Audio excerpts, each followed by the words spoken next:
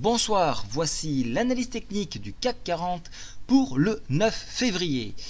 Alors, on attaque tout de suite le calendrier économique de demain. Alors je change de journée, on passe donc sur jeudi.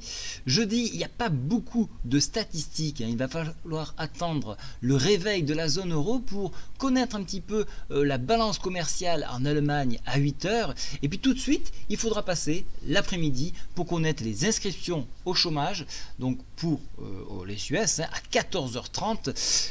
Autre statistique importante, mais ça s'adresse plutôt à ceux qui travaillent le gaz, puisqu'on aura le stock de gaz naturel. Donc voilà un petit peu les événements que vous pouvez attendre. Alors j'ai rajouté un nouvel abonnement. Alors il n'y a pas grand chose qui change, si ce n'est que vu que c'est la période de vacances, j'ai proposé donc une découverte du site, à la fois par le chat, à la fois donc par les outils du robot, donc les détections des titres, des plus de 1400 titres, également donc les idées qui circulent sur le chat. Alors vous avez donc pour 10 euros 20 jours, donc ça permet de faire une vraie découverte du site et de prendre en main un petit peu tous ces outils. Voilà, alors pour ceux qui étaient là cet après-midi, j'avais proposé un rebond sur 4740 direction 4550. J'espère que vous en avez profité et j'espère que cela continuera. Alors maintenant on enchaîne sur l'indice parisien. L'indice parisien, il est ici, le voilà. Je viens de réactualiser le PTI journalier, il se trouve à 4617. Alors regardez bien cette bougie, on a vraiment un très bel équilibre entre les forces d'achat et les forces de vente. Ce qui est important, c'est le volume. Regardez ce volume, il est au-delà de la normale, donc il y a vraiment un retour des investisseurs sur ces niveaux-là. Ces niveaux-là, pourquoi ces niveaux-là? Parce qu'on a défendu deux points importants. Alors, le point des 4748 et le retracement Fibo 4758 à ce niveau-là. Notez qu'il y a un double top en formation, un double bottom en formation. Donc de ce fait-là, on est en train de le faire, cette figure. Donc elle est en formation, donc on ne la traite pas, mais quand même on a un œil dessus. Car si effectivement elle venait à se réaliser, on pourrait revenir chercher la borne de résistance que je vous avais tracée à 4877.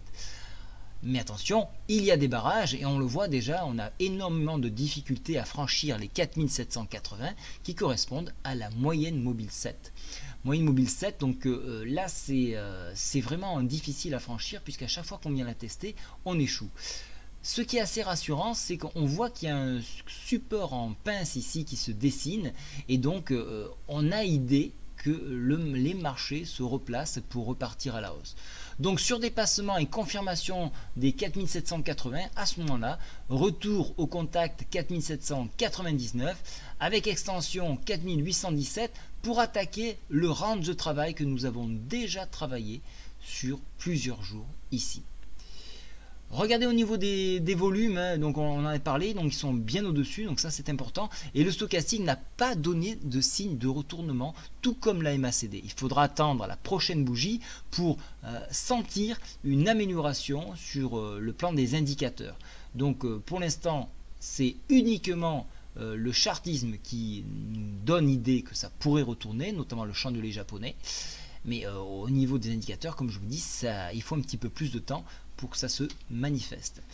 Alors pour ceux qui travaillent la hausse, et lorsque vous allez dépasser ce point-là, pensez bien à mettre un stop win. Alors un stop win, qu'est-ce que c'est? Un stop win, il ne faut pas le confondre avec un stop lose. Un stop win, alors vous l'avez dans apprendre sur le dictionnaire de bourse. Un stop win, vous l'avez dans la section S. Stop win ici. La différence majeure avec un stop win, c'est que lorsqu'il est touché, vous sortez en gain du marché. Alors qu'un stop lose, vous partez avec une perte. Minime, mais une perte.